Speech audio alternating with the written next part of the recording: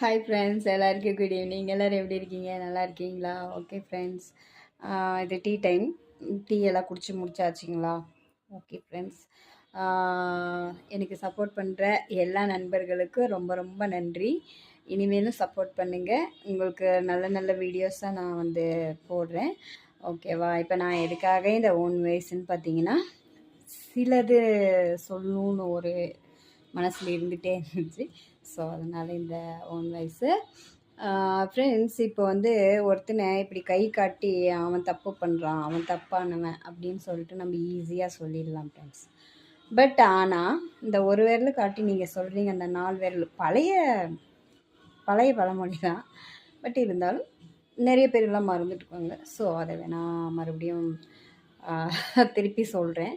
அந்த 4 விரல் உங்களை தான் தப்புன்னு காட்டுது. ஸோ பேசுகிறதுக்கு முன்னாடி நம்ம அதுக்கு தகுதியானவங்களா, அவங்கள தப்புன்னு சொல்கிற அளவுக்கு நம்மளுக்கு தகுதி இருக்கான்னு ஃபஸ்ட்டு பார்த்துட்டு அவங்க மேலே தப்புன்னுட்டு நீங்கள் சொல்லலாம்.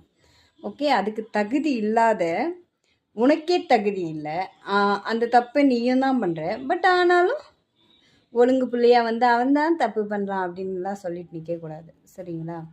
தீயினால் சுட்டப்புண் உள்ளாரும், ஆறாதே நாவினால் சுட்டவடு. இது வந்து சில பேருக்கோ பல பேருக்கோ இப்படியெல்லாம் நான் சொல்ல விரும்பல. நம்ம எல்லாருக்கும் சேர்த்து தாங்க சொல்கிறேன். தீயினால் சுட்ட புண்ணு கூட சீக்கிரமாக ஆறிடும். ஆனால் இந்த நாக்குன்னு ஒன்று இருக்குது பார்த்தீங்களா, நரம்பு இல்லாத நாக்கு. இந்த நாக்கால் நம்ம ஒருத்தரை கொல்லலாம். இந்த நாக்காலே கொல்லலாம். அந்த அளவுக்கு அதில் விஷயம் இருக்குது நாக்கில்.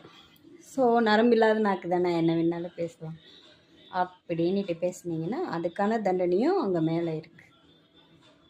ஓகேங்களா? எங்கள் பாட்டி சொல்லுவாங்க, 4 அடி கூட அடிச்சிரு, ஆனால் மறந்துடும். ஆனால் வந்து ஒரு சொல்லு என்றைக்குமே மறக்காது. ஸோ நம்ம பேசுகிற வார்த்தையை வந்து திரும்ப வாபஸ் வாங்க முடியாது. கொட்டின முத்து மாதிரி மறுபடியும் அள்ள முடியாது. கொட்டிட்டா மறுபடியும் அள்ள முடியாது. ஸோ பேசுகிற ஒரு வார்த்தையும் யோசித்து பேசணும்.